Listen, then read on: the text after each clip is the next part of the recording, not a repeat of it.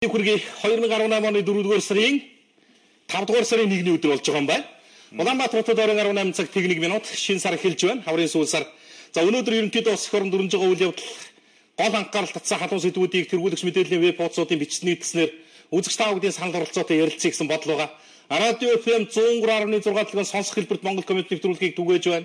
TVS Mongolia гэсэн онлайнд манай нэвтрүүлгийг лайв хэлбэрээр түгээдэг пэйж яг одоо идэвхжчихсэн байж байна. Үзэгч та бүднээс Монгол коммент нэвтрүүлэг рүү хаяглах санал сэтгэлээ бүх хэлбэрээр хандуулж болж байна гэдгийг тодтогч боломжтой. За хэд хэдэн асуудал ерөнхийдөө нэлээд олон анхаарлын төвд орчлоо л доо. Монгол Улсын сангийн сайттай холбоотой хотгор шанхын урхад тойрсон асуудлаар ерөн сурвалжлах чиглэлээр үйл ажиллагаа явуулж байгаа цензургүй сурвалжлагын баг бас нэвтрүүлэг нийтэд танилцуулаад хүргэж шиг боллоо. Энэ асуудалтай холбогдуулаад бас тодорхой хэд хэдэн асуудал олон нийтийн анхаарлын төвд орж яригдж байна. За сайд өөрөө мэдээлэл хийлээ тодорхой асуудлыг баримтад төшөглөөд нийтэд дийлгэж байгаа юм байна. За энэ хэрэгт нэр дүрдэгчээс усууд түрүүчээс бас сошиал тус тодорхой тайлбаруудыг хийгээд явж байгаа юм байна.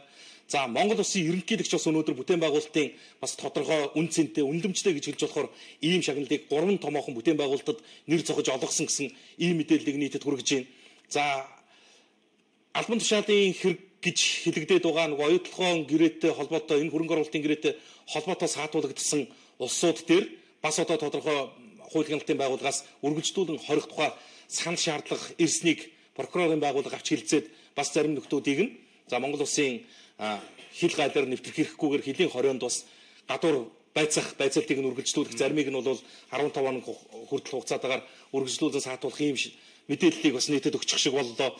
За бас одоо юу гэдэг нийгэмд олон анхаарлын төвд орчод байгаа нэг асуудал өнөөдөр үргэлжилж байна. Энэ бол Дорнод аймагтай холбоотой, Дорнод аймгийн газар нутагтай холбоотой энэ хууль бусаар олгогдсон газрын зөвшөөрлүүд, за зөвшөөрлгүйгээр үйл ажиллагаа явуулж байгаа хятадын компани аж ахуйн нэгжүүдийг тойрсон асуудал бас өнөөдөр нэлээд өндөр гарч яригдчих шиг байна. За олон зүйлсүүд байна, ярих хэлэх асуудлууд агуулгын хувьд олон байна.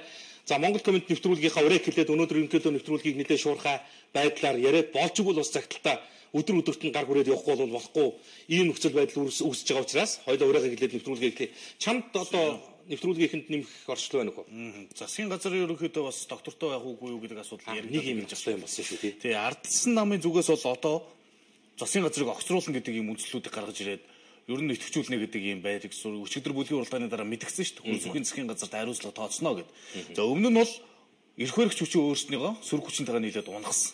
За одоо бол өөрснөө тэгж эрх баригч хүчнийг тэгж тоглох юм бол 2020 онд ямар ч найдваргүй болох юм а гэд одоо сөрөг хүчнээ өмнөө бариад одоо засгийн газраар тоглох тэр тоглолт үргэлжлэх юм уу да гэдэг энэ зүгээр харагдав. Тийм. Тэгвэл зүгээр өнөөдөр анзаарэгдээд байгаа нэг нөхцөл байдал чинь засаг дотроо бас асуудалтай очиод байгаа шүү дээ. Дотроо мэдээж хэрэг засаг руу орж байгаа гадны халдлага бол зөндөл байна л да.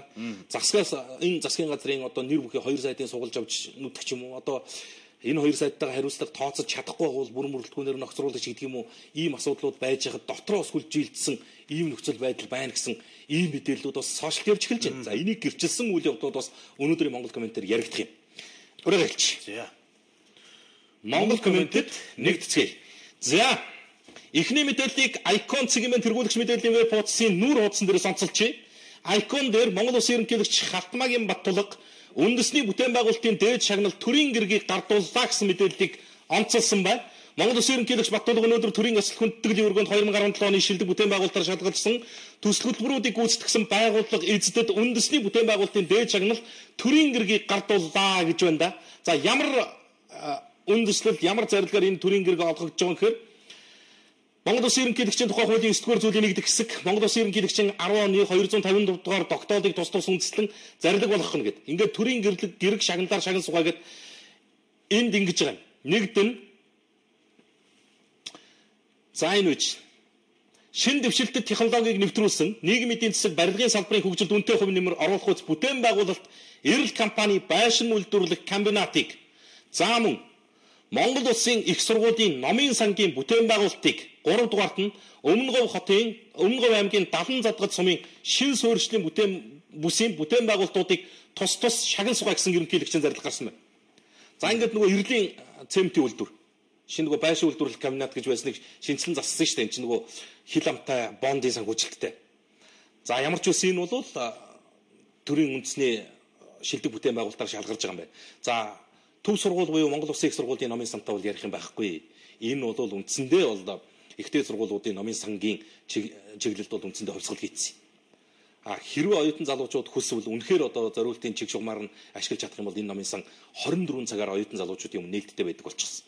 Хин ч үйлчлүүлэхэд бэлэн болсон ийм бүтээн байгуулалтыг бол бас өнөөдөр алдаршуулж төрийн гэрэг гардуулсан байна лээ. За тэр Өмнөговь аймгийн Далан задгатын шин суурьшлийн бүс гэж за энийг би бол хараахан мэдэхгүй юм очиж үзэж яг танилцааг болохоор за зурагт радиогоор бас тодорхой хэмжээнд мэдээлэл авч ирсэн. Үнэхээр бол бас орон нутагт дид бүтц шийдсэн томоохон бүтээн байгуулалтын нэг гэж нэрлэгдэх юм билээ. За ийм бүтээн байгуулалтуудыг өнөөдөр Монгол Улсын ерөнхийлөгч зарлиг гаргаж төрийн гэрэг гардуулсан байна. За энэ бол юу гэдэг ач холбогдол агуулгынхаа хувьд бол нөгөө топ 100 аж ахуй нэгжийн үндсэндээ дээр зарлах үнцэнтэй бүтээн байгуулалт гэдэг ийм үнэлэмжээр бас сошиалд нэлээд жиргсэн хандлага байна лээ. За хэд хэдэн асуудал яригдсан Арслан цэгийн сайт цалингийн нэмэлт хэлцээрийг эхлүүлэхийг шаардаж жигсаал зохион байгуулж байгаа мэдээллийг олон нийтэд онцоллоо. Өнөөдөр төв талбай дээр багш нар гарч ирсэн. 5 дугаар сарын 1-нд товлсон хугацаанд багш нар болцсон газараа уулзлаа. За Монгол төрийн өндөрлгүүдэд салбар яаманда үйлдвэрчний байгууллагаараа дамжуулаад энэ цалингийн нэмэгдэл за багш нарын нийгмийн асуудлыг шийдэх чиглэл дээр тодорхой хэмжээний хэлэлцээр хийж ширээний ард суухгүй болвол энэ удаад хатуу мэдгэж чинь эрх хичээлийн шинэ жил эхлэх үгүй юу гэдэг асуудлыг бол багш нар шийдэн шүү гэсэн ийм одоо үндсэндээ хатуухан үгийг засаг дүртэй хаяглаад явуулчлаа. За салбарын сайд бол бас тодорхой тайлбар мэдээллийг нийтэд хүргэж байгаа. За эхний ээлжинд багш нар агуулгынхаа хувьд, зарчмынхаа хувьд, үзэл бодлын хувьд нэг талдаа гарчих. Алинд нь итгэж аль талд ч нь одоо асуудлыг ярих уу гэдэг чинь болтон төвхтөө нөхцөл байдал үүсчээд байна.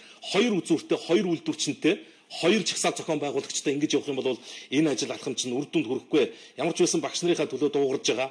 Энэ асуудлаар бас тодорхой хэмжээнд одоо метрахгүй шантрахгүйгээр тэмцэж явж байгаа энэ үйлдвэрчний байгууллагын төлөөллүүд багш нарын боловсролын салбарын үйлдвэрчний эвлэлийн төлөөллүүд цалин нэмэгдэх хүртэл энэ алхмаасаа нэг ч орохгүй гэдгийг мэдгдсэн ийм мэдээллийг бол өнөөдөр жагсаалаар нийтэд өглөө. За ингээд одоо 9 сарын 1-нд бас хичээл 50 амгалан эхэлжээсэ. Одоо энэ хичээлийн жил дуусахад бол тодорхой энэ ч 3-4 7 хоног л үндсэндээ дутуу байгаа юм. Тэгээ иймэрхүү болцсон байж хаад ийм асуудал бити цаашаа хурцтаж үргэлжлээсэ. За одоо хоёрдугаарт нь энэ асуудалтай холбогдуулаад ямар зүйл яригдах чинь ихээр нөгөө совилогч нар бас энэний араас эрүүл мэндийн байгууллагын үйлдвэрчний эвлэлийн төлөөллүүдтэйгээ тохиролцоод бас төв талбай дээр гарна яг ийм агуулга бүхий шаардлага мэдээллийг нийтэд хүргэнэ гэсэн ийм зүйл байна. За одоо юу вэ гэхээр зэрэг тэр салбарын сайд хэлээд нь штэ. Агуулгынхаа хувьд нэгдсэнийг бодлоготой болёо зөмөрөө. Зарчмынхаа хувьд яг тодорхой тавьдаг ийм шаардлага зарчмуудаа нэгтгэе гэж байгаа. Монгол улсын засгийн газарт буюу төрд төсөвд багш ажилчдын нийгмийн асуудлыг шийдэх цалин түвшингийг нэмэгдүүлэх боломж байна уу гэхээр байгаа юм. Бүрэн дүүрэн байгаа юм. Зөв зохистой зүйлдээ хөрөнгө оруулалтаа хийгээд үнэхээр нийгмийн гол одоо ачааг үүрч явж байгаа багш, эмч, онцгой байдлын албаагчд, цагдаа тийм үү? Энэ дотоодын зэрэг энэ бие бүрэлдэхүүн энэ төрлийн бүх хүнд хүчээр хэцүү ажлуудыг цаг наргүй 24 цагаар одоо ингээд бүр юм хугацаагүй үүрэг мэтээр үүрээд явж байгаа энэ улсуудын цалин нэмэгдүүлэх тал дээр Монгол Улсын засгийн газар тодорхой ажил санаачлаж арга хэмжээ авахгүй бол нөхцөл байдал хүндрэлээ шүү гэдэг тохиог ямар ч байсан өглөөдөө Арслан эмээн их сурвалж нь байлаа. За хэд хэдэн асуудал ерөнхийдөө нэлээд өндөр дэшээ төвшөнд яригдж байгаа юм. За эдгээрээс би бас өнөөдөр олонний анхаарлын төвд байгаа мэдээллүүдийг дуулгаад явъя гэж бодож байна. За нэн тэргуунд нь энэ байна.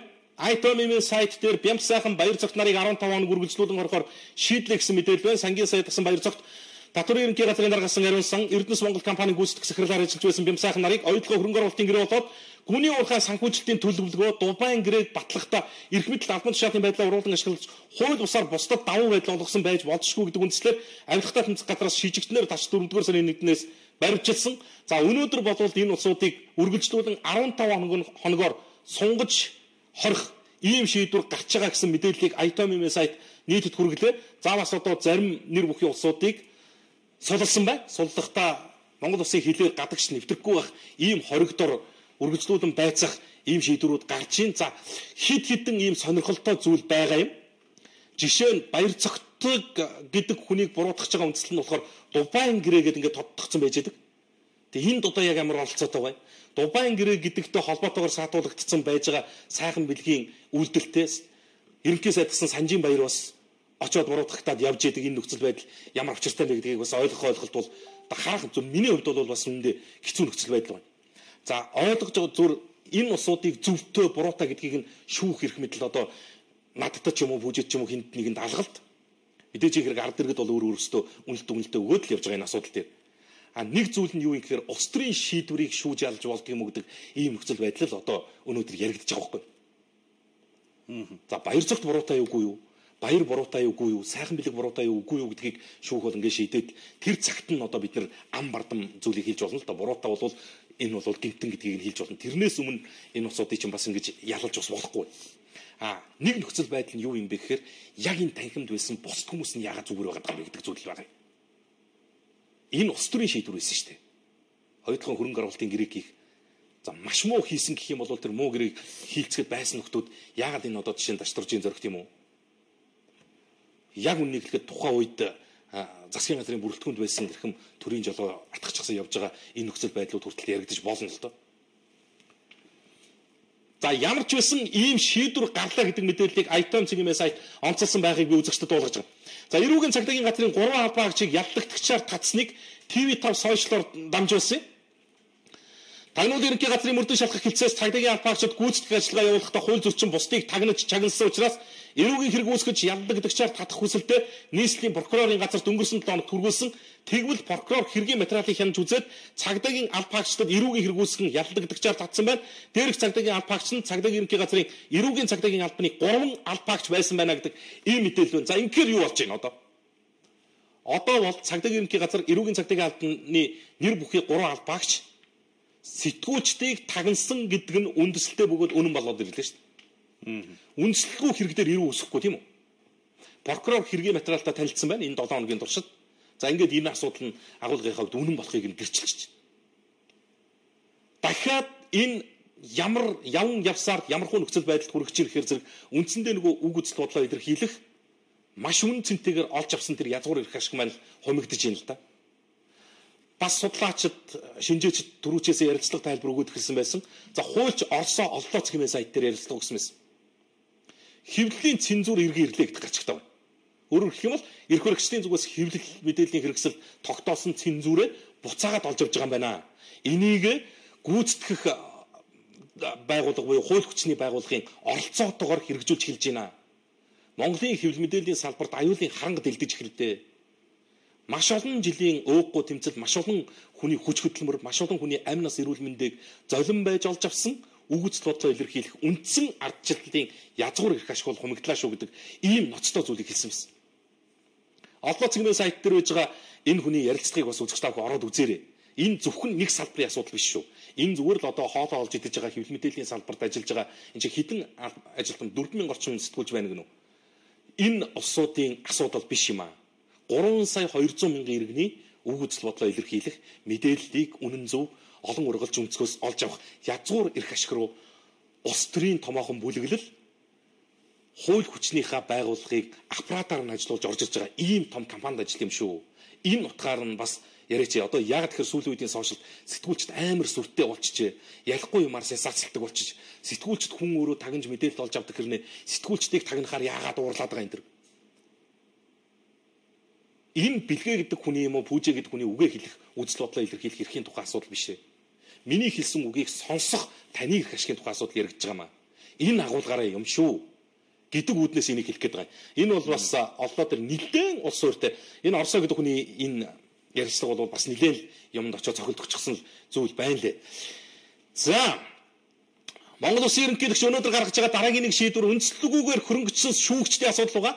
За эдгээр шүүгчдийг бол үндсэндээ ажлаас нь чөлөөлнө гэдгээр төрийн тэргүү мэдгдчихлээ.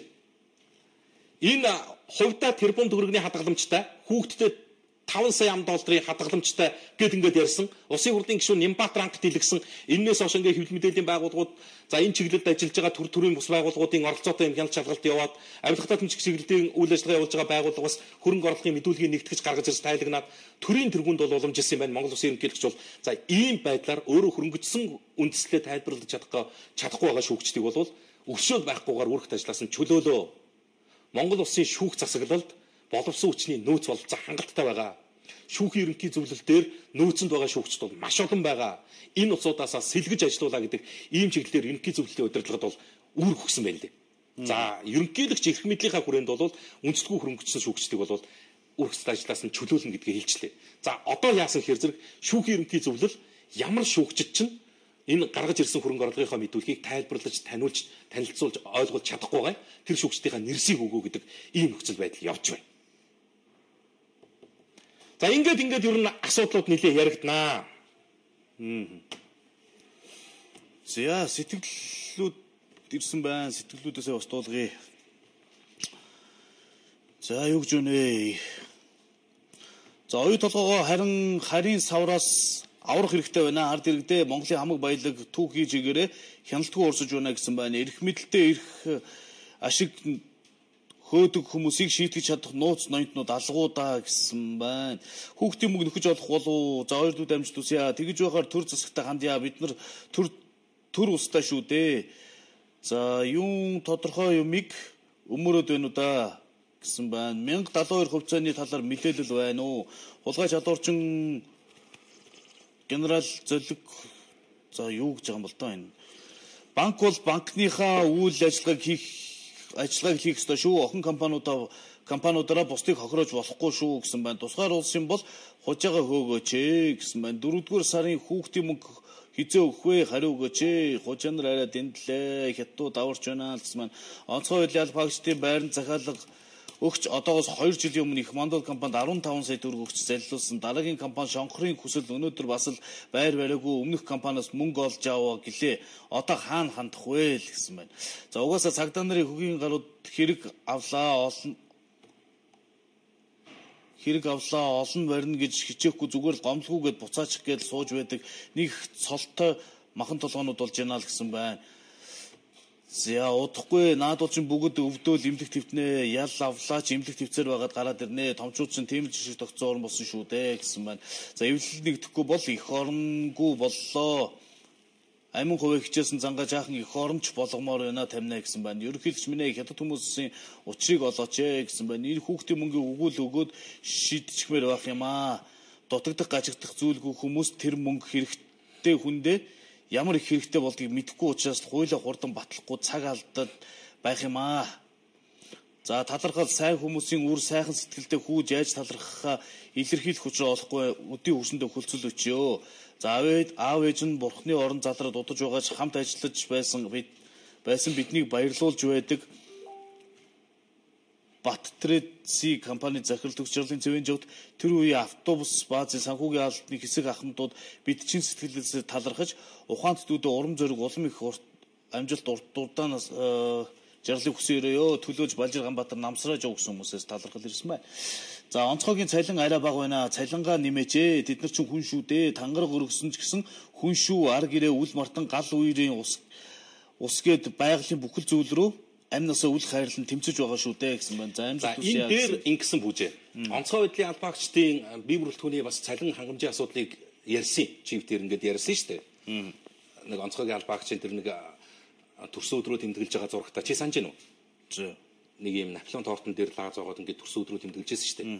Тэр зурган дээр ингээд ярьсан чинь ард нь над руу бол уцтаар холбогдож бас нэг жоохон тийм занал хийл дагна. Гэхдээ өдөр болгон тийм юм байдгийн зүгээр би тоодгүй юм л та.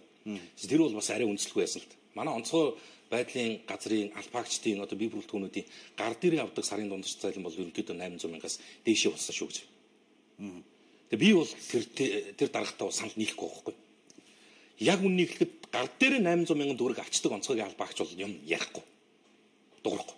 Тэгээ би яг хэрвээ энэ салбарт яг ингээд тангараг өргөцсөн үнчээр зүтгэж байгаа 5-10 жил ажилласан ийм онцгой байдлын аврагч байвал албаагч байвал яг авдаг цалингаа ингээд бүр капитан зар нь үзүүлээд гэж сард орсон цалин чинь. Тэгээ тусгай үед одоо үр гүйцэтгэхэд нэмэгдэл чинь ямар байдгийг. Ер нь бол нэг тиймэрхүү юм хэлж илээ. Их болцооны улсын дандаа тийм юм болгон муу мухаа биш шүү. Би бол юм болгоныг муу мухаа болгож харуулах гэдэг хүн биш шүү дээ. Тийм шаардлага жалга. Зүгээр бас хэлж ярьж байгаа зүйлсээс алдаа дутагдал байвал аваад зас залруулад яваасаа л гэдэг бодлого. Үнэхээр байдгүй юм. Надад тийм дүү байна.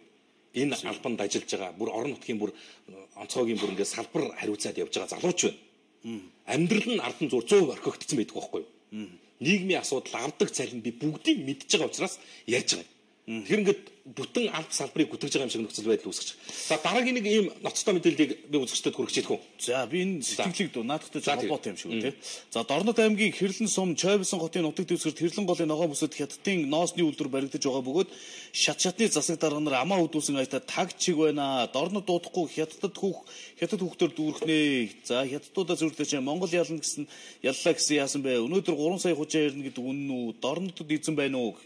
За энэ Дорнодод үүсэж байгаа нөхцөл байдлыг өнгөрөх өдөр Монгол коммент нэвтрүүлгээр үзүүлсэн. Маш олон одоо юу гэдэг санал сэтгэлдлүүд битэрийг чиглээд ирж илээ. Ямар асуудал агуулгын үед байж болохгүй гэдэг зүйлийг яриад байгаа юм бэ гэдэг зүйлийг ойлгосон. Хөрөнгө оруулаад энэ улс их оронд бүтээн байгуулад хөгжил цэцэрлэгдэд хувь нэмрээ оруулад Монгол залуучуудыг сургаж боловсруулад тийм үү? Монгол улсын газар нутагт үйл ажиллагаагаа явуулж байгаа бол Монгол улсын тэр дагаж мөрдөх ёстой хууль тогтоомжийн хүрээнд үйл ажиллагаа явуулдаг бол энийг хятад байна, тэр Вьетнам байна гэж бид ингэж алагжлах тийм байдгүй шүү дээ. Гэтэл яаж юм хэр энэ хятадын даврал гэдэг чинь бүр хэрээс хэтэрчээд байгаа байхгүй юу? Гол асуудал нь. Эхлээд ирээд зүгээр хүссэн газраа юмаа барьж чинь. Ноос угаах үйлдвэр ч юм уу, одоо алтжонш угаах үйлдвэр ч юм уу, эхлээ үйлдвэрээ барьж чинь. Тэгээ газар нутгаа ингээ гортог атгаад хашаалаад авчиж чинь. Монгол улсын нутаг дэвсгэр дээр хятадын эзэмшлийн одоо ийм элчин сайдын яам шиг ийм статустай хамгаалттай газар байгуулад авчиж байна. Араас нь зөвшөөрлөг хөөцөлдөж байгаа байхгүй юу? Ийм юм байд юм уу? Их хурлын гишүүн байсан хүн л хөөцөлдөд яваад байгаа юм шүү дээ нэг. Тэгээ энэ юуг харуулж ийм гэхээр зэрэг бүх юм аран түүц гэдэг шиг байгаа байхгүй юу? Одоо шууд хэл энэ бүх нөхцөл байдалтай холбогдох хүмүүс бол орон нутгийн удирдлагууд хизээч ямар ч мөнгөтэй баян хужаа Монголд орж ирээд дураараа юм барихгүй. Хүссэн газараа очиж юм барихгүй. Та нөхдийн зөвлснөөр очиж барьж байгаа. Та нөхөд ихэлж очиод манай аймгийн тэр хэсэг дээр юмаа барьж байгаа. Болох юм уу хэр? Болно. Гол нь нөгөө тохирох зохицуулах юм аа шийдчих. Тэгээ зөвшөөрлийн дараа нь хил ам намчгаар би гаргаад өчнө гэдэг. Ийм нөхцөл байдал дээр орон нутгийн удирдлагууд ажиллаж байгаа байхгүй. Яаж хятад хүн мэдэж ирж барих юм нэг?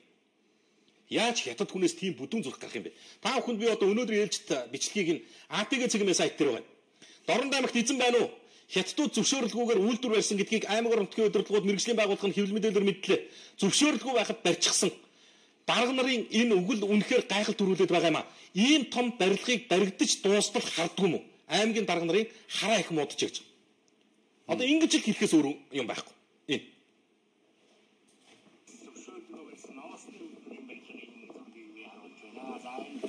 Энэ хятад авах явна. За энэ өөрөө нэгэн том ажил юм байна. За энэс гадна намаа ороод явсан байсан бол махны үйлдвэр байсан гэж байгаа. За гадаадын хөрөнгө оруулалт орж ирээд одоо баригдаад манай ард иргэдийн дүүхийг өндөр үнээр аваад орнотын залуусыг мэрэгчлээ болгоод ажилтаа болгоод өндөр сайдын хөлсөгөөд ингээд байх бол дэлхийн нийтийн жишээ. Бид энийг нэг адилхан байх юм бол байхгүй. Гэтэл ямар зөвшөөрлгүй хүний нутаг дээр орж ирээд үйлдвэрээ барьчаад дараа нь араас нь одоо зөвшөөрлөө авна гэдэг иймэрхүү юм яригдж байгаа явдал үнэхээр одоо байж болохгүй асуудал. Энэ асуудал дээр бол одоо үнэхээр энэ аймгийн удирдлага одоо Батмсүр уулаа гэдэг юу одоо бодож соон бай.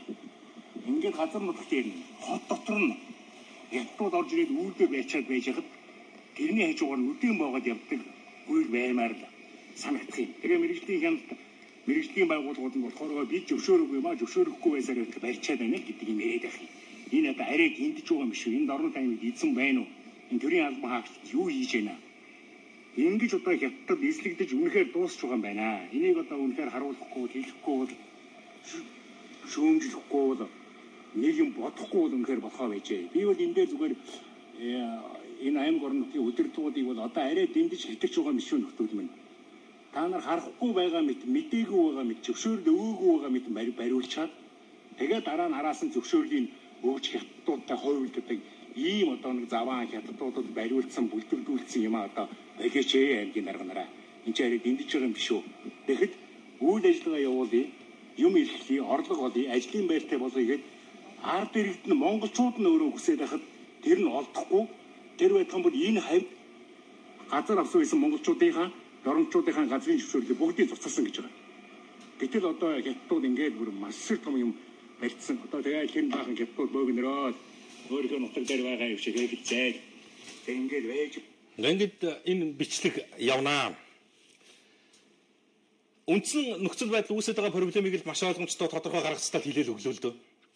Ерөөсөө яаж яах гэхээр зэрэг ийм том юмыг ямар зөвшөөрлөхгүйгээр эхлээ барьчихж байгаа. Барьсны хараас зөвшөөрлөх үүсэлж байгаа. Зөвшөөрлөх үүсэлтэхдээ зүгээр нэг үүсэлтэхгүй. Энийг барих энэ газрыг л авмаар байна гэдэг тэр хятадын тулгын шахалтанд өртсөн хохирогч нь хийхээр дорндын жирийн иргэд байхгүй. Энэ хэсэгт одоо үйлдвэр үйлчлэгээ явуулах гэдэг юм уу, өрхийн амжиргаагаа дээшлүүлэх гэдэг юм уу, нэг 0.7 газар эзэмшээд нэг хашаа байшингаа босгох гэсэн юм уу, тэр иргэдийнхээ бүх газрын гэрчлэгийг нь зуцалсан гэж байна. Ингэм байж энэ хятадуудад очиж тал засаж байгаа юм. Одоо тэгээд ёстол бүлдэгдүүлсэн гэхээс өөр юу гэхгүй. Энэ нэг ийм л нөхцөл байдал байна шүү дээ. Нэг ийм нэг хазаахаар нэг долоо доглоно гэдэг шиг л ийм л нөхцөл байдал. Саяхан Дорногов аймгийн замын үдэд болоод ирсэн нөхцөл байдлууд дандаа муухай болгон тэндээс дуулдаж байсан замын үдийн нөхцөл байдал арай нэг жоохон гайгуулсан. Одоо энэ Дорнод энэ хятадуудын даврал өдөр болго ингээд өргөжөөд хилээд нэмэгдээд байна. Өчигдөр Монгол хүн машинаараа хашуулж байгаад бичлэг хийлгэлээ. Монголын газар нутгийг манай газраа гэж хэлхийг нь хоёр чихээрээ бид нэр сонслоо. Тэгэд энийг маацраа болгоод өнгөрсөн шүү дээ. Хүртийн хүндий манахаа гэж эднэр гээд. Хошигноод л өнгөрсөн. Өнөөдөр байж байгаа бодит нөхцөл байдал чинь ийм л юм байна. Энэ дээр улууд зүгээр би юу гэж хэлэх гэж хэрэг Монгол Улсын ерөнхий сайд энэ ухнаыг хөрөлсөх гэдэг хүн Монгол Улсын засгийн газар анхаарал хандуулахгүй бол орон нутгийн удирдлагуудыг чинь сая энэ хүн хэллээ шүү дээ. Нэртэй хин би нэрийг тогтоож чадсангүй. Энэ улсууд бол үндсэндээ энэ нөлөөлөл байна гэдэг хардлага явж байна. Болдог бол энийг нь зас залах талд нь энэ засгийн газар үрэх чиглэлийн нөгөөд болдгүй бол сольдог өөрчлөлтөг энэ чинь зүгээр шудраг тогтолцоо юм шүү. Монгол хүний эрх ашигаас илүү үн цэнтэй эрх ашигтай хятад хүн гэж яг юу гэдэг юм бэ? Монголын газар нутагт хятад хүний эрх ашиг хятадтай биднээс илүү байг л дээ. Энэ Монгол улс байхгүй юу? Дорндынхч байсан миний их орн байхгүй юу? Энэ увсын хүндэж хамаатай, баяуулгийн хүндэж хамаатай, ховдын хүндэж хамаатай шүү дээ. Монголын газар нутаг л явж байгаа шүү дээ. Ийм нөхцөл байдал дээр одоо лавл одоо миний мэдгээр би бас өчигдөр ярихдаа буруу ярьж. Өчигдөр би бол орон нутгийн удирдлагуудад итгэж ярьсан. Орон нутгийн удирдлагууд ийм нөхцөл байдал, ийм асуудал дээр чинь газар дээр нэм хүмүүс явж гин засч залруулах юм арга чинь хэмжээ байна уу гэсэн өнөөдөр энэ бичлэгийг үзэхэд бол орон нутгийн удирдлагуудад найдлага бол байхгүй. Одоо үндсэн одоо энэ хүнлүүн өөрлүүн хаяглахгүй бол энэ чинь болох байсан. Хөрсөх сайд нэг үйлдэл хийх байлгүй. Маш олон монголчуудын игдүүцэл зэвүүцлийг зэрэг хүргэж штэ энэ үйл явдал бол. За ийм юм боллоо. За энэний ард дээр дахиад Ховд аймагт үүсэж байгаа нөхцөл байдлыг олдоо хүндсэн байсан хөшөөтийн урхаа. Хөшөөтийн урхаа уянчийг 2 дахь цагаан ад болгож ийн гэсэн гарчхан дор үйсэн. Энэ уянт сумын иргэд нүүрс очсон автомашины замыг хаад эсэргүүцлээ илэрхийлж байгаа байдал. Яг 2 дахь цагаан ад бол. Ховд аймгийн цэцэг дарга хөшөөтийн урхаа хүлд өргөдөж нүүх дээрээ тулаад байна. Тэгээ энэ тухай 100-ны мэдээ сони өмнөх нийтлэлээр хүргэсэн гэж хөшөөтийн урхаа гайлын хяналтын бүстэй болж богино нэрээсээр нүүрсээ цагаалах цэгээр уянт сумыг сонгосон гэж байна. Энэ тухай нутгийн иргэд иргэний нийгмийн байгууллагуудын мэдээлснээр уянч Ховд аймгийн томоохон сумын нэг хүн амын тоогоор аймагт 2 дугаарт газар нутгийн хэмжээгээр 3 дугаарт ордог нийт 1000 гаруй өрх 5000 гаруй хүн амтай суурин газар туссан хөшөөтийн урхаагаас 300 орчим километр хилээс 100 гаруй километрт байдаг хилд ойрхон орчдог нь Мон Эко компанийн хувьд ашигтай талбар болж байгаа. Тэгээ нүүрс цагаалдаг талбай болгочихсон. Тэгэд энэ их хуурашилтай, энэ их цагаагаар нөхцөл байдал хүнд энэ жил угаасаа Ховд аймгийн хэмжээнд бас маш их тийм гандуу байсан өнгөрсөн жил. Одоо ч гэсэн бороо ургуу ингээд маш хүнд нөхцөл байдалтай байж байгаа. Тэгээ дээрэс нь энэ олон мянган тонн нүүрс цагаалж ийн гэдэг ийм нэртэй энд бол үндсэндээ тэр уянт сумын нутгийг дуусгаж байна л та. Тэгээд ямар асуудал ярьж ийн гэхээр зэрэг энэ компани удирдлагууд ерөөсөө малчтад энэ сумын удирдлагуудад, орон нутгийн удирдлагуудад нэг л юм хийдэг гэсэн хэлдэг байж гэж байгаа. Энэ дэр бичсэн л үлээл дургу хүргээд ивэл сумын чинь нүүлгэж шүү гэж. Ийм л боллоо л энэ бас л одоо нэг хятадын хөрөнгө оруулалттай сайн сайхан зүйлс бол эндээс сонсогддгийг. Гэхдээ бас эн чинь бас наанта цаанта асуудалд хандаж явахгүй бол ийм нөхцөл байдал байна шүү гэдэг зүйлийг л хэлэх гээд байгаа юм. За хятадуудаас гадна Вьетнам улсын иргэд дэндүү байна. Вьетнам засварчдыг зохицуулт хийх арга байна уу? Бүгдийг нь гаргаж өгөө гэж дэндүү юм аа гэсэн байна. Одоо наад хужаан нар чинь дорнодын таруух зээрийг дуусгаж байгаа даа гэсэн байна. Монголд татвар төлдөггүй Вьетнам засрын газруудыг хааж хөөж гаргах Монгол охид хужаа Вьетнамуудын гуц суулж дууслаа шүү дээ. Арайчтэй гэсэн байна. Дорнод эзэнгүй газар юм уу? Дорнодчуудаа гэж байна. Цэцэрлэгийн багш нар арай л байна. 7 хоног болгон мөнгө нэх юм аа. Юу гэнэ вэ? сонгон хорхон дөрөнгө гэж юм уу? За мөнгө нэхэд байна л гэсэн байна. За инхийг сахиулахад угаасаа танил талаараа явдаг штэ. Улаан ажилчдынхаа ар байдлыг уул нь ажилчдынхаа ар байдлыг хараад явуулж баймаар байх юм аа. Адилхан амьдрах гэж байл. За ингээд та бүхэн өөрснөө ингээ өөрөө ойлгоод очиж байгаа юм аа. Энийг чи ойлгож гаргаж уншина гэдэг чинь бас их хэцүү ойлгох хэмжээнд байна. Магадгүй энэс чи бол буруу зүрх ойлголттойгоор уншигдах нөхцөл байдал үүснэ. Тийм учраас та бүхэн гаргацтай хариуцлага нь битээр дээр буудаг. 76 л гээд байсан чинь араас нь 8 сумын дарга нар ирэх мэт бүхий мангасууд гараад ирлээ штэ. Яандаа л гэсэн байна. Арай биш болоод байна. Арай үнэхээр хятадууд дүүрлээ. Дорнодод монголчууд байна уу? Чимээгүй л байгаад байх юм аа. Аль сүр тэр жигтэй хятад болчихсон юм уу? Дорнодчууд эцэг хүртэл тэмцээч. За энэ хоёроо 20 орны шашин сурталчлагч солонгосчуудыг боловсролын салбараас хязгаарлалмаар байна. За энэ ингээ баахан сургууль нэр бичээ явуулчихсан юм байна. Энд чинь одоо шашин шүтэх энэ бол Монгол улсын үндсэн хуулиараа нээлттэй чөлөөтэй зүйл шүү дээ. За зарим дэлгүүрүүд хугацаанд дуусчихсан юм зарж явах юм а хэлэхээр уурлаад байх юм мөнгнөөс өөр юм нүдэнд харагддаггүй юм уу сони юм а. За хугацаанд дууссан юм а баримтжуулж явж та мэрэгжлийн хэлтийн байгууллагад өгөх хэрэгтэй шүү дээ. Манан өнөөдөр Ши Жинпиний карманд орчихсон шүү дээ. 2000 оноос хойш манангаас салж ерөнхийлөгчийн засаглалтаа болох хэрэгтэй байна гэсэн. Дорнодын засаг даргыг огцруулъя л гэсэн байна. За сагсаар Аз ТV-ийн авраг болоход хэдхэн цаг үллээ. Хагас шигшээ яг одоо Монгол шин зэланд гэсэн байна. За энэ Дорнод аймгийн засаг даргын тавгын газрын хэвлэл мэдээллийн хэлцээс нь бидэнд яг одоо мэдээлэл ирж байгаа юм байна. Ингэж шүү. За энэ ч ямар жижиг мэдээлэл юм. Мэдээлэл хүргүүлэх тухай Хэрлэн сумын засаг даргын 2018 оны 2 дугаар сарын 12-ны өдрийн хэд дугаар захирамж өргөнө тус сумын 5 дугаар багийн нутагт аж ахуй эрхлэх юуны дагуу гэж байгаа юм лээ.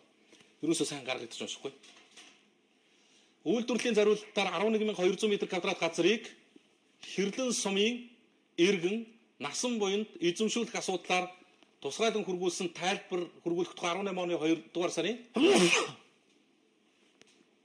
энэ бичгтээ танилцлаа гэнэ. Ямар ч байсан ойлголт нь бол аймгийн засаг дарга Хэрлэн сумын засаг даргын гаргасан энэ шийдвэр захирамжийг цуцлаа гэсэн үүрэг даалгаврыг өглөөлөх гэсэн ийм мэдээлэл ирж байна. Дөнгөж түрүүх ирж байна. За ингээд нэлээд хэд хуудас мэдээлэл яг ирж байна. За ямар ч байсан одоо юу гэдэг ингээд зас залруулж болохоор асуудлууд байвал шийдээд явах боломж бас байгаа гэдгийг л тодтогсон зүйл байна. За дараагийн нэг тайлбар мэдээллийг би Монгол Улсын сангийн сайдын Чимдийн Хүрэл Баатрын албан ёсны цахим хуудасаас нийтэд дуулгая гэж бодсон. Энэ өнгөрөх өдрөөс эхлээд яваад байгаа. Ерөнхийдөө олонний анхаарлын төвд орчод байгаа үйл явдал дээр Хүрлбаатар сайд өөрөө тайлбар өгсөн байна лээ. Тэгээ өчигдрөөрөө намайг гүтгсэн ээлж захиалгах нэвтрүүлэг гарчээ. Үүнд тайлбар өгье гэсэн байсан. Тэгээ хэд хэдэн зүйлээр тайлбар өгсөн байсан. 1. Хотгор шангийн урхаг худалдаа авах үйл ажиллагаанд миний бие ямар нэгэн байдлаар оролцсон эсхийг тодруулахаар албан бичгийг Солонгосын талд хүргүүлсэн бөгөөд ирсэн хариуг англи монгол хэл дээр орчуулгахдаа та бүхэнд хүргэж байна. Энэ бичгийн хариуд Хотгор шангийн урхаг худалдан авахдаа Хүрлбаатартай холбогдож ярилцсан, хилэлцсэн, тусалцсан авсан зүйл огт байхгүй дурддаж байна. Намайг Солонгосын талд нөлөөлөх гэж оролцсон юм шигээр гүтгэж байна лээ. Надад атгуулдаг, дарамтлуулдаг Солонгосын төр гэж юу байх вэ? Санаа нэмийн зоргоор хөдөлдөг бүхэл бүтэн улс үндэстэн гэж юу байх вэ? Хэрвээ үнэхээр тийм бол би өөрийгөө Монгол улсын гадаад бодлогод тун тустай нэгэн болохоо ойлгож авъя. Өглөөнөөс эхлээд виз хилээд өгөөч. Хүүхдээ сургуульд явуулах гэсэн юм гэж иргэд эхнээсээ хандаж эхэллээ. Солонгос орн хуулиа хатуу чанд сахиж дээдлдэг төртөө ус учир бодит мэдээллийг өгсөн энэ. Хоёрдугаар Бүхмөрөн суманд 2006 онд ашиглалтанд орсон нүүрсний цахилгаан станцыг намайг бариулж туудзыг нь хайчлаж улмаар 800 сая төгрөг шамшигтуулсан мэтээр дурджээ.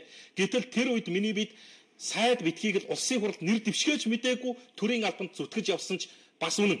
Юун туу цаачлах мантай. Харин намайг эрчим хүчний сайд байхад Бүхмөрөн сумыг цагаан нураас өндөр хүчтэй шугамд холбох ажил эхэлж байнгын тог цахилгаантай болсон гэдгийг мэдэгдээ гэсэн ийм мэдэгдлийг тэр нөгөө Солонгос улсын талаас авсан одоо тайлбар юм байна лээ. Улсын хурлын гишүүн сангийн сайд Чимдийн Хүрлбаатар танаа Монгол улсын хотгор шанаг компани хувьцааг худалдан авсан хилцээний хилцээтэй холбоотой агуулгаанд хариу өгөх нь Корекол корпорац 1950 онд нүүрсний урхаа хөгжүүлэх үндэсний нүүрсний салбарын хөгжлийг урагшуулах зорилгоор 100% засгийн газрын өмчтөөр байгуулагдсан таны захидлын хариу болгон уламжлахад Korea Coal корпорац нь өөрийн эзэмшлийн Korea Mongolia Energy Development компани охин компани болох Хотгор шанаг компани хувьцааг худалдан авахдаа хэн нэгэн улс төрч түүний дотор улсын хурлын гишүүн сангийн сайд Чимдийн Хурлбаатартай хизээж хилэлцэж ярилцаж ямар нэгэн тусалцаа аваагүй болно. Таныг үннээ хүндэтгсэн гэдэг нэг Солонгос даргын нэртэй энэ мэдээлэл нь байна лээ. Ингээд тэрийг нь англи солонгос хэл дээр нь тайлбартаа ингээ хүргэчихсэн ийм мэдээллийг сангийн сайд өнөөдөр бас Facebook хуудсан дээр байршуулсан байлээ. Уг нь бол ямар хуу нөхцөл байдал, ямар асуудал үүсэж байгаа гэдгийг бас тодорхой хэмжээнд тайлбарлаад явна л дээ. Хурлбаатар сайдын ахтай нь холбогдсон ийм хэрэгэл яваад байсан. Тэгэд энэ дээр бас ах нь хүртэл өөрөө тайлбар мэдээлэл хийсэн байсан. Ийм зүйлийг бас өнөөдөр сангийн сайд Facebook хуудас дээр байршуулж. За дараагийн нэг асуудал яасан гэхээр зэргийн Твиттерт улсын хурлын гишүүн уулуурхаа сайд Сумьяа базрын жиргээ байна. Одоо сайдын сайд гэдэг хэрэг эрхлэх газрын дарга дамталж байгаа байдал хандлага байна. Зандан шатраа чи зүгээр чигүүргийнхээ хүрээнд ажиллаа хийвэл хийгээрэй. Мөнх бат сайдыг нүүрсний ченж хийлээгээл толгойтой бүхэн л ярьсан шүү. Хилсэндээ байцгаагаар. Хэрэг эрхлэх газрын даргыг гадаа хандж байгаа энэ засгийн бүрэлдэхүүний нэг сайд нь. Би түрүүн яриад байгаа шүү дээ. Засаг өөрөө дотроо хөлөөж ийцээд эхлэх юм бол гадны нөлөөлөл хүчтэй байгаа. Уг нь хэрэг эрхлэх газрын дарга гэдэг чинь тийм шүү дээ. Үндсэн статусаараа бидний ойлгохдгоор, миний ойлгохдгоор бол сайдын сайдл гэдэг байхгүй. Энэ Монгол төрийн, энэ Монгол засгийн хэрэг эрхлэх газрынх нь ахалж байгаа хүн л дээ. Тэгээ одоо ямар утгатай юм, юу гэж дүгнэх юм, би тэр дүгнэлтийг нэргэдэд нээлттэй үлдээ чи. Ер нь нөхцөл байдал яагаад ийм болчихоо гэдээ ингээд ярихаар олон асуудлыг ярьж болно. Улсын хурлын гишүүн Мөнхбатын чуулганы хуралдаанд хэлжсэн үгийг би эргээд нэг сануулчих. Одоо Монгол Улсын хурлаас нийт одоо 20,000 төгрөгийн сар болгоны тэтгэлэг авах хүүхдүүдийн 80% тэтгэлэг олгохоор болсон тэр үндэсний тэтгэлэг тэр хөтөлбөрийн хүрээнд Монгол Улсын их хурлд одоо 65-ын бүлэг бүрдүүлсэн байж байгаа Монгол Ардын нам 2016 онд ямар мөрийн хөтөлбөртөд орж ирсэн бэ гэдгийг сануулгачих. 2 жилийн өмнө баггүй. Ингэж ярьж орж ирсэн эхлээд. 2017 оны 7 сарын 4-ний өдөр Эрдэнэтийн засгийн газрын кабинетийн шийдвэр гарсан. Хүүхдийн мөнгийг 100% олгоно гэдэг. Хүүхдийн мөнгийг 100% олгоно гэдэг шийдвэр гаргасныхаа төлөө энэ засгийн газар бас огцорсон юм аа. 3 үндслийнх нь нэг нь тэр байсан. Тийм учраас би бол цаашдаа Монголын ард түмэнд аавын хүүг алгачилтгүй, ээжийн охиныг илэгчилтгүй байна гэдэг энэ зарчмыг дэмжиж байгаа. Хүүхдийн мөнгийг 100% олгох ёстой. Боломж байгаа юу гэвэл байгаа. Би уг нь сангийн сайд байсан бол сангийн сайдаас асуу гэж бодсон юм. Одоо байхгүй учраас төсвийн банк орон дараагаас асууя да. 40 тэрбумын асуудал байгаа. Ардын нам 2016 оны улсын хурлын сонгуульд орохдоо хувь тогтоогүй шүү дээ. 60-80 гэдэг хувь яриаггүй шүү дээ. 100% болгоно л гэсэн. Мөрийн хөтөлбөрөөр хэрэгжүүлэх ёстой. Тийм учраас сангийн сайдын оруулж ирж байгаа энэ асуудал олон улсын валютын сантай ярьсан тохирсон ийм асуудал байгаа нь үнэ. Зовлон жаргал бас байгаа. Гэхдээ энийг олон улсын валютын сантай бас ярь тохирох боломж сангийн сайдад байгаа юу гэвэл байгаа. Сангийн сайд ажиллаа хийж чадахгүй байгаа гэж бодож байгаа. Тэгж бодож байгаа шүү. Тийм учраас би төсвийн банк орон дараагаас асууя. Чойсрон гэсэн. Хүүхдийн мөнгийг 100% олгох боломж байгаа юу? Ардын намын мөрийн хөтөлбөрт орсон асуудал шүү дээ. Бид нар өмнөх засгийн газрын шийдвэр 100% олгоно гэдэг шийдвэр гаргасан. Яагаад төрийн бодлогын залгамж халаа гэдэг юм байхгүй болов? Энийг яагаад шинэ сангийн сайд хэрэгжүүлэхгүй байна вэ? Мөнгөд гишүүн асуултанд хариулъя. Ер нь бол онлын хувьд бол боломжтой. 80% олгохыг 100% болгоод өгөхөд 40-40 тэрбум төгрөг хэрэгтэй. Засгийн газрын валютын сан болон бусад доноруудтай хэлцэх хийж байгаа ямар төвшөнд яваа талаар би мэдээлэл багхгүй байна. Ингээд нөхцөл байдлууд нь цаашаа үргэлжлээд байгаа юм. Боломжтой л гэж байгаа юм. Уг нь боломжтой л гэж байна. Үлцэн өрөвд нь олгочиход боломж байна л гэж байна. Одоо ард иргэдийн зүгээс ирж байгаа мэдээлэл юу вэ гэхээр зэрэг ер нь одоо Монгол коммунитид хаягдж байгаа санал сэтгэлүүд ч гэсэн тэр шүү дээ. 80% нь олгоно гэж хэлээд үлдсэн 20% нь уг нь Монгол Улсын засгийн газраас хийсэн мэдээлэл өөрөө тэрэлтэй. Хүүхдийн мөнгийг 80% олгоно гэдэг бол үндсэн зорилтод хэсэгтээ 100% хүрж байгаа үйл явдал шүү л гэсэн юм. 80% гэдэг бол очих ёстой тэр 20 мянган төгрөгийг авах ёстой зорилтод бүлгийн 100% хамрагдчихж байгаа маа л гэсэн. За ингээ болж ийл гэж бид ойлгосон шүү дээ. Гэтэл манайх 20% нь орчлоо гэсэн гомдол зөндөө шүү дээ. Авахгүй байх 20% нь манай хүүхдүүд орчлоо. Өнгөрөх өдөр пүүжэл авал 3-4 нэм сэтгэл уншижсэн. Би өрх толгоолсон 3 хүүхэдтэй ээж хүн. Надад бол одоо цалин орлого гэдэг юм байдгүй. Нэг эхчүүдэд өгж байгаа сарын 50 мянган төгрөгнөөс өөр орлого алгаа. Гэтэл манай хүүхдийг хасчлаа. Гэт эн чинь тэгэхээр нөгөө үлдэх 20% ч мөн үү гэдэг дээр л нуглаа гараад байгаа юм л да. Уг нь бол сая мөнгө гүтгшин хэлж шít. Ардын нам 2016 онд мөрийн хөтөлбөрөөр боловсруулж орж ирэхдээ хүүхдийн тэд идэн хувьдна гэдэг зүйлийг яриаг байгаа байхгүй.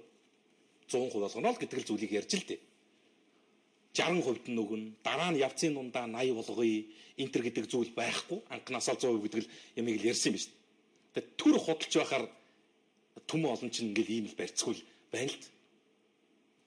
За ийм мэдээллүүд ерөнхийдөө өнөөдөр сошиалд зүгээр би бас үзэгчдэд дуулах чи сонсдогдлыг нь сонсъё л гэдэг байдлаар л бэлтгэсэн юм л да. За надад бас ганц хоёр мэдээ байна. Гачууртын уулзуураас налаа хурлах замыг засаж эхэллээ гэд. За энэ зүүн зүг рүү зорчдог олон иргэд энэ засвар хизээ эхлэх юм бэ? Яаж юу болох юм бэ гэдэг зүйлийг асууж ирсэн. За зам засварын ажил бол эхэлчихсэн юм байна.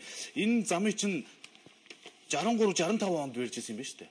1963 65 онд бүгд найрамд Монгол ард улс, бүгд найрамд Хятад ард улсын засгийн газар хоорондын хилцээрийн хүрээнд барьж ирсэн 50-аас дээш жил ашиглажсэн. За зам чанаргүй болсон. За одоо ингээд Гачууртын уулзуураас Баянзүрхийн төвшөөрт 3.4 км автозам туулгол дээгүүр байрлах ийм гүүрэн гарц. Дөрвөн игнэтэй гүүр барьж байгаа юм байна. За энэ чинь явгууны зам, дугуйн зам гэх мэтийн зам байх юм байна. Нийтдээ бол 20.9 км ийм автозамыг ажлыг хийж байгаа юм байна гэж. За болоод наад чинь бол ёстой л хүлээгдэжсэн асуудал байна да. Зүүн тал руугаа гардаг, зүүн аймагуд руу явдаг. Нөгөө нэг олон аялал жуулчдын тэрэлж горих гээд зүйлүүд рүү ч явдаг газар чинь Санжимонжи явдаг ганц зам чинь л энэ шүү дээ. За дараа нь өнөөдөр авилгалтай тэмцэх газрын олон нийтийн зөвлөлийн дарга баасан ганц удаг 461 дөрөнгө 20 ингээд очсон юм байлээ. За очиод юу хийсэн бэ гэсэн чинь баярын яг хоригдож байгаа хэсгийг шалгасан гэсэн мэдээлэл өгч байна. Олон хүнд эргэлзээ байсан да. Баяр гэдэг хүн чи яагаад одоо улсын хурлын гишүүд эргэж очиж байгаад нөхцөл байдалтай танилцж байгаад уулзсангүй вэ? Баяр гэдэг хүн нөгөө өмнө нь гарч ирсэн түүхт автагдаж ямар нэг даргын гэрт нь хорогдож байгаа юм биш үү бидтэй гэдэг юм хардл сэрэлтүүд бас нэлээд явсан л та. Тэгээ маргааш 11 цагаас авилгалтай тэмцэх газрын олон нийтийн зөвлөлөөс хэвлэлийн хурал хийнэ гэж үлээ. Энэ асуудлуудаа бас маргааш дэлгэж ярих юм байлгүй дээ. Тэгэд яг байгаа мó байхгүй юм. За энэ мэдээллийг нь бол би гүйцэд уншиж амжсангүй. За энэ баяр үнэхээр хоригдож байгаа юм уу? Хаана байна? Бүртгэл бичиг цаас нь яг байна уу? Өөрөө яг хоригдож байгаа юу гэгчлэн үзэж шалгасан юм байна. Очиж тэгээд байна байхгүй гэдэг нь бол мэддэхгүй юм одоо. Тэгээ одоо тэгэл цаашаа оруулдгүй нэвтрүүлдгүй юм байлгүй. Тэгээд нөө нэг хүлээж авсан аваагүй гэдэг нэг юм гарын үсгнүүдтэй л материалуудтай л танилцсан юм шиг байна л да. За хэд хэдэн захидал мэдээллүүдийг дуулгая. За энд бас нөгөө сая үүсээд байгаа нөгөө хотгон шангийн урахын асуудал дээр чинь бас тайлбар мэдээллүүд ирсээр л байна надад. Бас одоо миний хувийн Facebook чатаар хүртэл ирж байна. За ерөөсөө уурхайн лицензийн тус компани 70% нь эзэмшигч нь бол Алтан гэрэлгээдийн Солонгосын талд хөдөлгдсөн болохоос Хүрлбаатар болон түүний ах нар энэ асуудалд ямар ч холбоогүй бол энэ бол улс төрийн зорилготой бүтэглэг явж байна л гэж байна. За хоёрдугаарт нь Хүрлбаатар Солонгосын төрийн өмчт хөрөнгө оруулалттай Корекол компани албан бичиг ирүүлсэн. Энэ бичигт Хүрлбаатартай ярилцсан хилцсэн зүйл байхгүй. За энийг би түрүүн мэдээлэлд нь уншаад өгсөн. Орлогын албан татвараа тушаагаа гүгж нэвтрүүлгээр мэдээсэн гэж энэ худал гүтгэлэг үүний нотлохоо болох татвар тушаасан банкны шилжүүлгийн баримтыг пост дээр бол хавсаргасан байгаа. Нүүрсний хий захиргааны станцыг 2006 онд байгуулсан байдаг. Тухайн үед Эрдэнэ сүрэн гишүүн тойрог дээр ажил хийж байхдаа санаачлан хийлгэж байсан. Иймд бол бас л одоо гүтгэлгийн чанартай мэдээллүүд байна гэдэг. Ингээд энэ ер нь бол одоо энэ үйл явдалтай холбоотой мэдээлэл нэлээд хэд хоногийн гол сэдв сенсац болох юм дээ. Энэ хотгон шангийн уурхай, энэ улсын хурлын гишүүн сангийн сайд Хүрлбаатарыг тойрсон, за энэ Корекол гэдэг энэ Солонгосын компани оролцсон хувь эзэмшдэг гэдэг энэ асуудал бол ер нь хэд хоногийн гол сэдв болох нь. Тайлбар мэдээллүүд ингээд ирж ил байна л да надад. За энэ өчигдөр би бас нэг зүйлийг ярих гэж байгаад амжааг үлдчихсэн. Энэ юу гэхээр иргэний арай шилжилт хөдөлгөөний ерөнхий газарт хувийн өргөдөл бичсэн иргэн Биккэ гэж байгаа. Баян зүрх дүүргийн 12 дугаар хороо, Чулуу тамны орон сууц 1 дугаар гудамж 79 тоотод орчин суудаг юм байна лээ. За 1948 оны 7 дугаар сарын 1-нд Баян-Улгийн аймгийн Алтан цогцсон иргэн Ирвайгийн охин болон мэндэлсэн 1967 оноос 95 он хүртэл тасралтгүй ардын яримд ажиллаж байсан. Миний би 2011 оны 10 дугаар сард өөрийн хүү Нурбек, Нурлан охин Мария нарыг дагаж Казахстаны иргэн болсон. Учир нь хүүхдүүд маань хөгшин ихийгээ өөр дээр авч асрахыг хүссэн бөгөөд ээжигээ авч явна гэсэн шийдвэрийг нь дагаж би очсон боловч тэнд очиод би эдээшэд дасахгүй байснаас гадна уушх муудаж хөл гар битүү хавгнаж нэг ч хором амгалан тавин байж чадаагүй тул Монголдо 2012 оны 7 дугаар сард хүнээр төшөөлж ирээд эмчлүүлж совилуулж одоо хөл дээрээ босоод байна. Гэхдээ Казахстанд буцахад эрүүл мэндийн хувьд боломж байгаагүй учраас Монголд байх хугацаа маань дууссан боловч миний хувьд Монгол их орондоо цэнхэр тэнгэрээ харж амьдралын сүүлчийн мөчийг хүртлээр амьдарч байгаад ясаа тавихыг туйлаас хүсэж байна. Би 8 хүүхэд төрүүлж ихийн 1 2 дугаар одон ардын армийн 50 60 70 жилийн ой медалуудаар худалдааны тэргүүний ажилтан цал тэмдэг мөн Батлан хамгаалах яамны хүндэт жуух Монголын эмэгтэйчүүдийн хорооны хүндэт тэмдэг Монголын үйлдвэрчлийн нэвлийн хүндэт тэмдэг зэрэг олон төрлийн баярын бичиг сайшаадын үнэмлэхүүдээр шагнагдсан улс их орныхоо бүтээн байгуулалтад хувь нэмрээ оруулсан хөөн гэж байна. За гол асуудал нь яасан гэхээр гол асуудал нь юм байлээ. 1995 онд нөхрөн тэтгэврт гараад 2000 онд нас орсон. Би хүүхдүүдийнхээ амьдралыг дангаараа хариуцах болсон. 2004 онд олон хүүхэдтэй их гэдэг заалтаар тэтгэврт гарч 32,000 төгрөгөөр тэтгэвэр тогтоолгож байсан боловч хуваараа хөдөлмөр эрхлэн худалдаа намаа хийж явлаа. Олон хүүхэдтэй их гих тэтгэвэр маань нэмэгцээр 207,000 төгрөг болсон боловч 14 оны 5 дугаар сард тэтгэврийг маань олгохоо зогсоолоо. Учир нь эм тариа хоол ундаа авч чадахгүй хэцүү боллоо. Би Казахстан улсаас ямар ч тэтгэвэр тэтгэмж авдаггүй бөгөөд тэнд амьдрахыг хүсдэггүй юм аа. Миний эх орондоо буцаж ирж суурьшин амьдрах хүсэлтийг минь харгалзан үзэж иргэний харьяаллыг минь сэргээн тогтоож миний амьдралд гүн тусалцаа үзүүлнэ гэсэн үг л дээ. Битээр өчтөр пүүжэв тэр ярьж ирсэн. Энэ иргэн яах вэ? Шилжээд явж. Одоо тухайн үед үр хүүхэд нь одоо үнэхээр ээжигээ өөрсдийнхээ хажууд байлгын энэ төргээд аваад явж. Гэтэл үнэхээр очиод цагаагаарын нөхцөл байдал юм таарч тогрохгүй шүү дээ. Ингээ буцаа хүрээд ирсэн чинь нөгөө Монгол улсын иргэнээс нь хасцсан. Казахстаны иргэн болгоцсон. Тэгээ нөгөө буцаад иргэншлийг сэргээж өгдөг. Ийм нөхцөл байдал үүссэн байна. Тэгээ наад хүн чи хүннээс чи асуусан л да. Яг одоо иймэрхүү асуудалтай хидчнээ хүн байд юм бэ гэсэн чинь баг 200-аад иргэн байдаг гэж шүү. Монголын төрд өргөлөө өгсөн. Одоо буцаад иргэншлээ сэргээе гэдэг. Монголын төр ерөөсөө хөдөлж өгдөг юм. Тэгэд бид бол хүний юу гэдэг тэр болгоны хувийн амьдралыг мэдэхгүй шүү дээ. Гэхдээ явах шалтгаан байсан болол явж байгаа шүү дээ.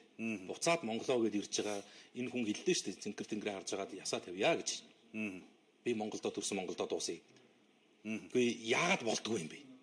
Хятад иргэн Монгол улсын иргэний үнэлэх авсан байсныг би тэр өчигдөрхөө үзүүлж ирсэн шүү дээ. За энд аюуш гээд иргэн нэг жижигхэн захаа. Их хурлыг тараах засгийн газрыг юу ч хийхгүй байх гэсэн захаа мессежүүдийг та хоёроор хэлүүлээд уншуулад байх юм аа. Эн чинь өнөө олигархуудын гар хөлөөд зориуд худал мэдээллийг 100 давтахад үнэн болдог гэдгийн аргыг хэрэгжилж байна шүү дээ. Одоогийн улсын хурал тарах засгийн газар унах хүнд ашигтай гэвэл төр засгийг товтөргөө болгож олигархууд болон том гэмт хэрэгтнүүд хэрэгээс мултрах зайлт муу арга гэдгийг олон түмэн минь ойлгох болдог бай. Үүнтэй агаар нэгэн зүйл нь нямдарч батцаанд мэтийн шудраг хүмүүсийг өөрсдийг нь гэмт хэрэгтэн болгож зайлуулахаар дамталж байгаа явдлаа гэдэг аюуш гэдэг хэрэг утасны дугаартайгаа захиа бичсэн байна. За монголчууд Азийн аврагын хасагч шатны тоглолт тий одоо яг одоо миний лайв дээр л яваад байгаа. Би одоо нэвтрүүлгээ дуусаад үзье та гэж бэлдсэн. Тэгэл байгаа юм байна. Тий. За энэ сая амралтын өдрүүдээр туулгол цэвэрлэх аян өрнөсөө. За энэ ч нөгөө би нэг хэлжсэн да залуу дугуйчдын хүлээвгээд энэ дугуй ундаг залуучууд нэгдэж нийлээд туулголоо цэвэрлэе. Зайсан дээр цуглараад 13 км газар дугуй унж очиод за тэр хүн очиж хурд цэвэрлж чаддгүй газруудыг цэвэрлэе гэдэг. За энэ ч ингээд нэг 100 гаруй дугуйтай залуучууд цуглаад 300 гаруй хог түүсэн байна. За энэ зураг нь одоо. Өөх гэж одоо би өөрийн хог хараад бахархдаг болсон байна уу. За ийм их хог гарсан байна, эдрийгээ цэвэрсэн байна. Залуучуудын нийгмийн оролцоо бас маш сайн идэвхтэй сайхан байх юм да. Нэг за хог гэж юм бол юу гэдэг голын ирэг дээр байгаа юм биш л дээ. Бидний дахин дотор байна л. Манай залуучуудын оюун санаа дотор байна. Би өнөөдөр маш харамсалтай юм бас сонсож байгаа байхгүй. Одоо энэ тийм ингээ морь мал уйдаг миний найзлч нөхрөлдөг юм үйтэнгийн үүзаагүй андууд байна штэ энэ чинь. Би өөрөө хичнээн морь уйдаггүй ч гэсэн сонирхон тийм үстэй чинь Монгол учраас. Тэгээ яа гэхээр энэ залуучууд голын иргээр архитахаараа шоудахаараа ийм архины шилүүд хагалж хайдаг. Ядаж нөгөөдхөө бүтэн тавиад хайж болно. Тэр хогоо одоо та аваад явж чадсангүй гэдгийг чи ойлгох хүлийн зөвшөөрөе. Ийм ихтийн залуучууд ирээ цэвэрлэн штэ. Ядаж тэр шилээ хагалахгүй үлдээч их сэтгэл байдгүй. Шил ингээ хооронд ингээ хагаах зохио хайчихсан. Тэгээд ийм голын ирэг дээр ингээд одоо эн чин зуны дэлгэр цаг эхэлж штэ. Өвлжин энэ хурдан морины уралдаан чин засгийн шийдвэртэй шийдвэргүй хариуллаа. Наадам төхөөд ирдэг морой гаргаад хөсөлдөг энэ төр болдог 2-3 ийм хурдуудмынхаа адууны хөлийг ингээд салаа туруугаар нь юу оруулчихсан ийм нөхцөл байдал. Шил. Тэгээ морь ундаг унаач хүүхдүүд тэнд бас олноороо очиж нөгөө голын ирэг дээр тоглох гэж байгаад хүл нүцгэн гүйж байгаад ингээ хүлэмжил орцсон ийм нөхцлүүд ийм заваа юм а болооч гэдгийг хэлэх гээд байна. За талархал гэж юм. Хоёр дүүдийн өндрийн мэндийг хүргье.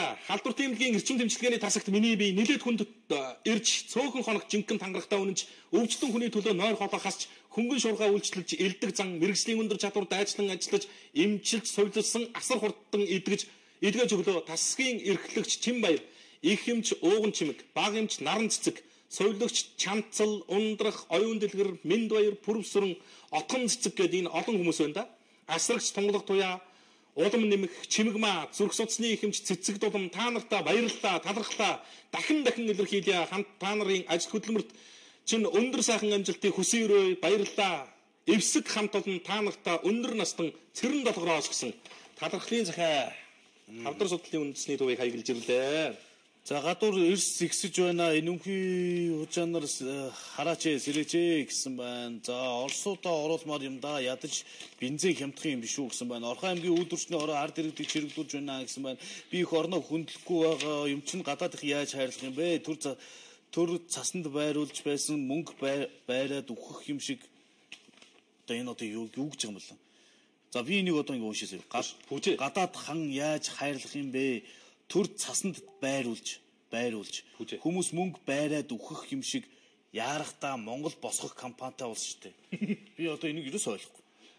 Хоёлын инк номон охины захиаг уншижсэн тий? Уншижсэн тий. За инк номон охин бол захиа уншигдсан захиа юм байна. За сайн байна уу? Та хоёрт энэ өдөр минь түргий. Миний зээх хүү ээжийнхээ хамт бид хоёртой амьдарч байхад хүүхдийн мөнгнөөс хасжээ л гэсэн. За ингээд монголчуудаа манахаас бусдаас бас бүх бурууга хайгаад байдаг шүү. Ажил хийлгээ гэхээр манай монгол хүмүүс зарим нэг нь хариуцлагагүй шүү. Ажилдаа гологддог хүмүүс их шүү гэсэн байна. Хятад Солонгос Вьетнамуудыг зэгслэх хэрэгтэй байж дээ. Дорнод хэцүү аймаг байна. Хятадуудыг хөөж гаргаж үнэхээр даварцгааж байна. Дорнод аймагт хожоонрыг зэгслэхгүй юм уу гэсэн байна. Монгол улс визний асуудал дээр хятад мэтийн улсуудад зөөлөн мөртөө өөрийнхөө иргэдэд нааштай байх хэрэгтэй шүү дээ л гэж байна. За өөрсдийнхөө төлөө эрхийнхээ төлөө тэмцэж чаддаггүй сонин ард түмэн байна лээ штэ. Өвгөр монголчууд гүн далайгийн хилдгээр чацаг царайлаж явцгааж бай гэсэн байна. За амар жаргалгаа Чингэлтэй дүүргийн 1-р хорооны иргэн Монгол комментэд захиа бичсэн юм байна.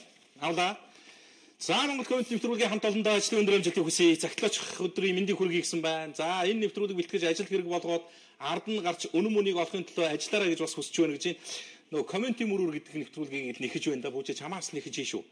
Тэгээ энэ Монгол орны төрийн өмч бүх газар салбар яамдуудад нэг иймэрхүү дүр зураг ажил үйлчлэгээ үүссэн нь бий болсон байгааг боловсролын салбараар төлөөлүүлэг харуулъя.